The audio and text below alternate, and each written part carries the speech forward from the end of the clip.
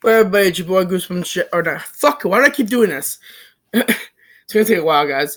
But everybody, it's your boy JRI Reviews. Back at it with another video. Welcome to my company. Here to bring you another review. And this time, this movie, oh my god. It was like, I watched the trailer last night. It was like, I couldn't fall asleep. It was like about 2 o'clock in the morning.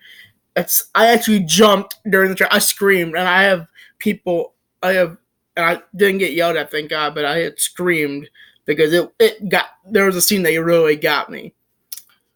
I watched it during the night. The scene still got me. Honestly, this movie, the movie was just released on Netflix. It's called Eli.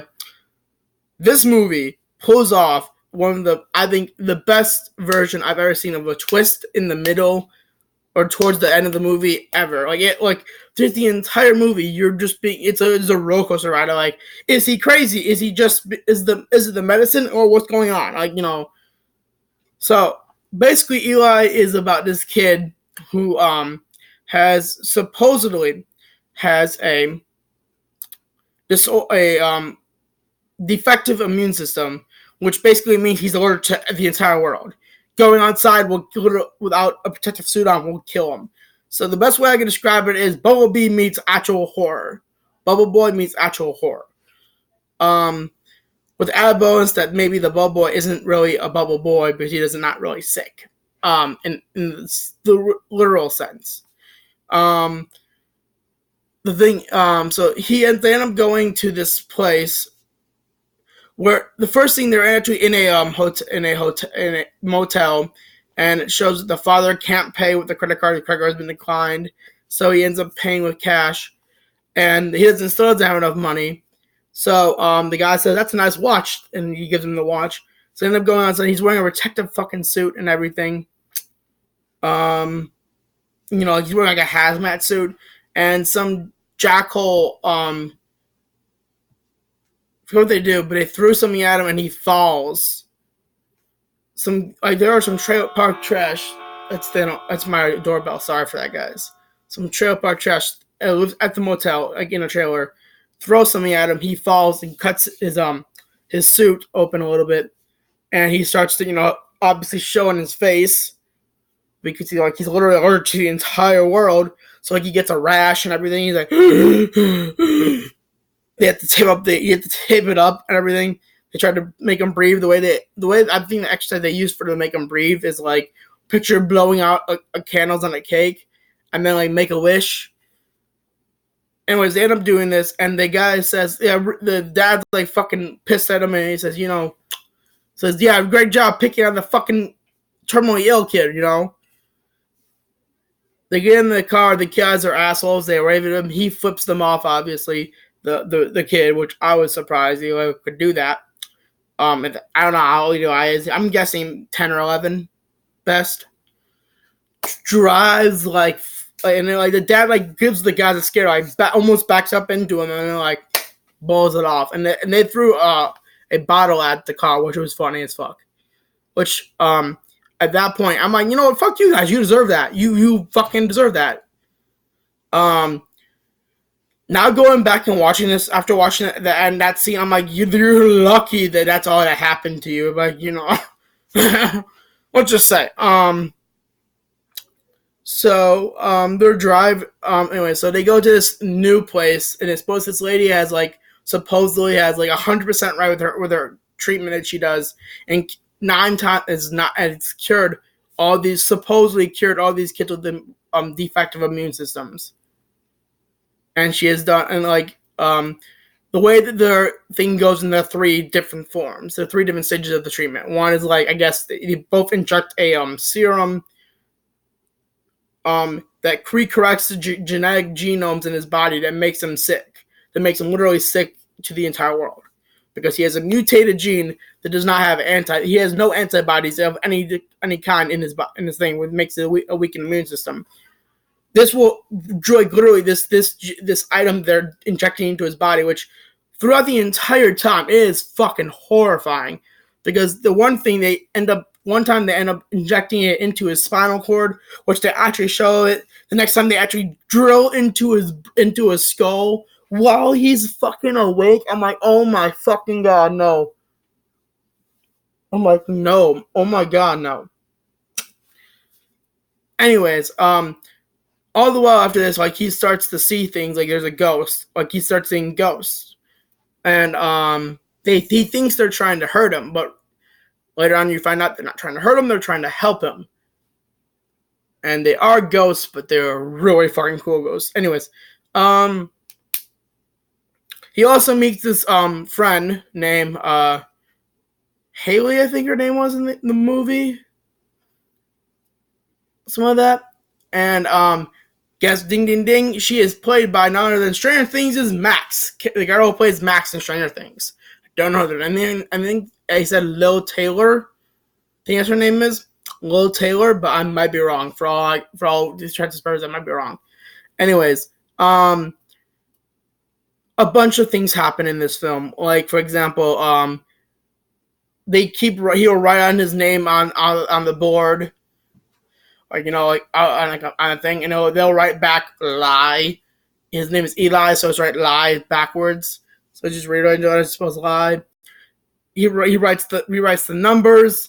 And I realize that one scene he actually goes into a bathroom, into his closet door to hide, and they're banging on the thing and they're clawing, and all of a sudden he realizes they come in and they think he did it, which obviously, if he was that sick, I doubt highly that he had the ability to do what they said that he did. And there's writing Eli on the side. If you look at it from the side, though, it says 317. Or 713 or something like that. 317, 713, whatever.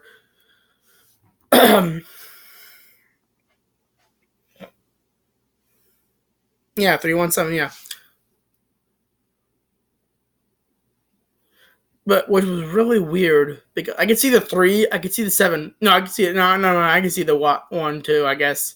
But Eli, there's still no I. The dot on the I would be kind of weird for the 1 part. But whatever, fuck it.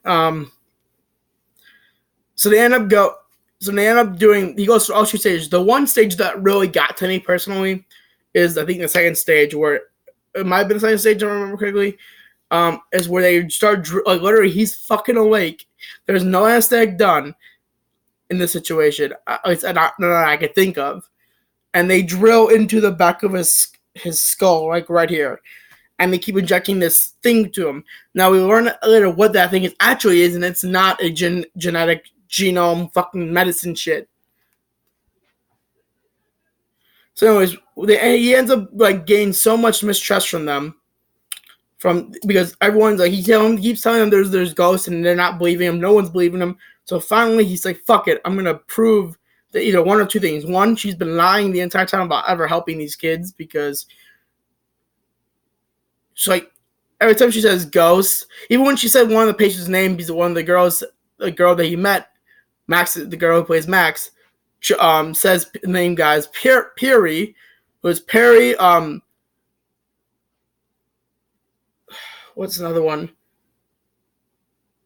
Lucius, and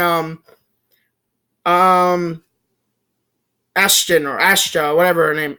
It was an A one, but it's not Ashley. It's Ashta or Ashton or whatever fucking.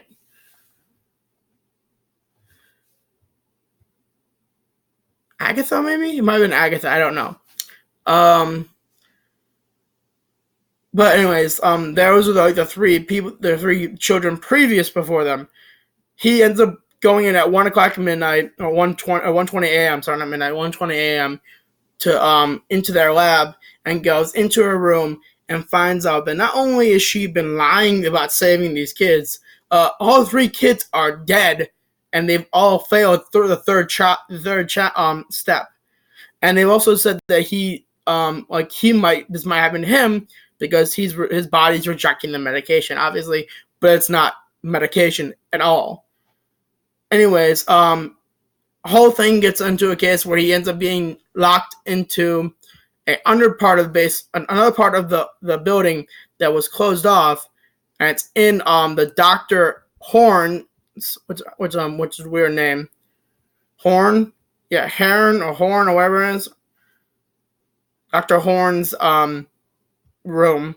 There's a secret passageway that reveals that this used to be a convent. If for anyone who doesn't know what a convent is, it's a place for nuns. And Dr. Horn was a nun. And so was her two nurses that are there. And we come to find out that he was never really sick at all because the place that he goes to is dirty as fuck. Like dirty, it was like dust, it was like old artifacts. And then all of a sudden he goes in there and he gets locked in. And he says, I'm not sick, I can breathe, obviously, here at this point. And we finally figure out that what that rash really is later on in this part. But he starts to put two to two together that it was all everyone thinking was a lie. And he's with his dad, obviously. In this, his dad, gotta say, his dad was an okay person up to this point, and he's an asshole. The mom, I kind of more aligned with in this situation. Anyways, so they go in, and it turns out that this kid, he has what's called an item right here, like it was a cross. He pretends to be dead. Well, and when his mom goes to check up on him, she unlocks the door. Obviously, the kid beats, just like boom, right there, right to the head with a iron metal cross, and bolts out of the enclosure. And tries to escape and fails miserably. He ends up getting caught and like being dragged back into the operating table where his mother had made this discovery that when she opened up the thing that she was hit with, turned out there was a knife hidden inside the cross.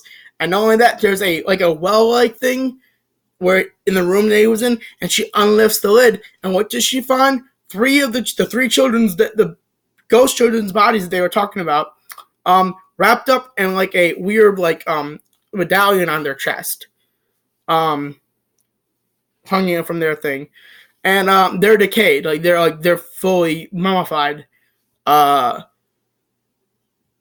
she is horrified. And she goes and runs into the room while this is going on. She was telling the truth. He has a knife to everybody. And at first you think that she's going to stop, he's been able to stop it.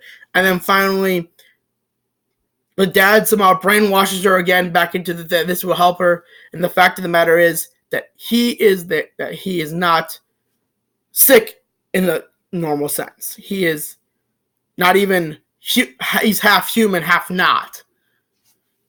And you find that out when he says his soul can still be saved. I'm like, wait, I remember watching that scene. I'm like, his soul still can be saved? What the fuck are you talking about? And then I realized, and they're putting on, they start saying the prayers in like Latin, and then they reveal a holy water. I'm like, oh fuck no, they are not. They are. I paused. I'm like, they are not. They're fucking not. No, they're not doing this. I'm like, and it turns out, yeah, they're doing exorcism. Fuck, but it doesn't work at all. It's like his skin starts to boil with the water. Like literally, there's like an allergic reaction. Best way I can describe it. When you see when you drop hydrogen peroxide on a infected toe or infected something and it bubbles, that's what it looked like on his arm, and like the rash came back and everything. And it turns out though they've been injecting him for the first 3 trials has been holy water the entire fucking time. And then in a brilliant stream of glory, I might add, they're about to kill him with the knife. They're like, sorry, but may God have mercy on your soul. And like she gets right here, and it won't move. And then finally, we get to see what Eli really fucking is. His face goes all like red. The rash starts to come back, his eyes change color. I don't know what his eyes normally are. I'll go check real quick though. I can check real quick. 1 second.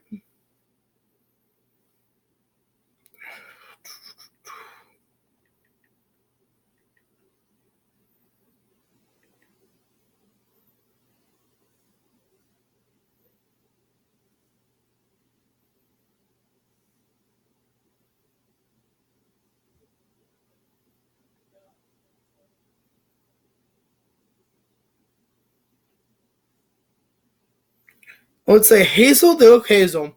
Yeah, I think they're Hazel. Okay. By the way, Eli is played by Charlie Stowell, and just guys shot well. And I'm just gotta say, this kid nailed it. I legit I liked this. This was a great movie. He ends up like legit like going. His eyes turn from hazel to bloodshot red. Like the literal eyes become red like fire. And he does like legit telekinesis. I would best could say, and breaks out of the restraints, which I realized that at that point that the stretcher that he's always on is in the shape of a cross. And he just breaks off of it. He levitates them in the air, and then she says, he just makes the doctor stab herself with the knife in what would be classified as near the heart, like close to the heart, I think. The other nurses try to go to help her, and they all lift him and he says, "You lie," or like "You lie," or something like that, and they're like, "Liar!" Like they're all facing the door, and he's using like legit telekinesis as magic, "Liar, liar," and they're all turning toward him, and he goes, "Oh well," his parents are crying in his fear, and he goes up to his mother and says, "What am I?" And she says, "You're our son, and I prayed for you, and I prayed for you, and I prayed for you, and I finally got my prayer answered." And says, "Who is my father?" And he's like, "That man." She points to her father. "That's your father that you know is not your father." And he says, and he's like, "Who is my father?" And then she says, "Your father had promised me that you were gonna be like him." And he's like, "God never answered my prayers." And then she says what she says. "God never answered my prayers." And your father promised that you wouldn't be like him.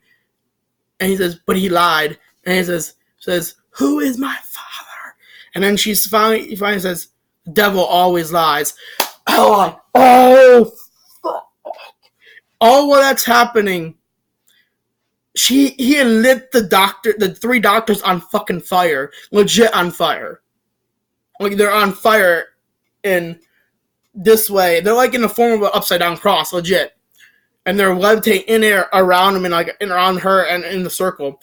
Basically, his father tries to intervene and defeat him, and he smashes his face, legit, like punches his face and pushes it into him and kills him that way. In like the most brilliant fucking it was like, oh my god. And it just boom. And she's the only real survivor technically in this situation, the mother, and she ends up walking out. He ends up walking through the which I could say is this like old house, and like wherever after he leaves a step, it's burst into flames. Like it's like legit, like he is the devil's son. It just inflamed, and as he's walking, fire is like engulfing the entire building. I'm like, oh my god, this is so fucking amazing. And then he gets out, and then earlier the girl he met that he kept talking to, that turns out that Dr. Horn does not like. She had said to him when he was being carried away that don't be afraid, okay? And she ends up making it out. He ends up making it out, and she's saying, like, it took this. Wow, you actually made it. Like, you did better than the others than Lucius. And he's like, how'd you know their names? How'd you know the other two names? Oh, you're half siblings. Dad gets around. Like, what do you mean, Dad? and then her eyes turn to that red color that his did, and I'm like, fuck. And that's and the mother comes up behind him and she says, "Do you trust her? You still trust her?" And he just can't, like, he doesn't say it, but he's in a way he doesn't say yeah. And she holds out a coat for him, like an actual like a coat. It's kind of chilly out. She puts on the coat for him, helps him put on the coat, and then says, then she looks at him and says, "I can take you to Dad if you want." He said, "Sure." And then she looks at the mom, and he says, the mom, and says, "You're driving." But I'm driving, and you're driving. Yeah, I'm driving. And then she tries to turn on the car. Granted, she is sitting in the car with her is her son, who turns out to be legit the son of the devil, and a daughter of the devil. And she is like, the best way to describe it is having a low key panic attack, and is trying to turn on the car and overventilating until finally Eli turns to his mother and says, "Mom, breathe. Breathe. Breathe like you breathe. Now blow out the candles. Make a wish. What did you wish for?" And then all he says, "Can we get?" And then the Max's character, or whoever Max or little Taylor says, "Can we get going, please?" And then says, "Sure, yes." And they turn on the car and they leave, and that's the end of the film. As the backdrop of the entire building is burning to the ground. I'm like, that's the end of the film. I was like, well, they done it. Honestly, this was the best film I've ever seen. One of the best. It kept me guessing through the entire time what the fuck was going on. Was he crazy? Was it the medication failing? Or was he seeing things? And it turns out, no, he's the son of the devil. He's the son of the devil, and the rest of the people that were there were the son or daughters of the devil. And she was that girl is probably one of them that had escaped that part. And I guess that all those three ladies were trying to do was save his soul, but what? Anyways, though, it was honestly one of the greatest, I think, in my opinion, the greatest Netflix original film they have ever made. I gotta applaud Netflix. That one was a good one.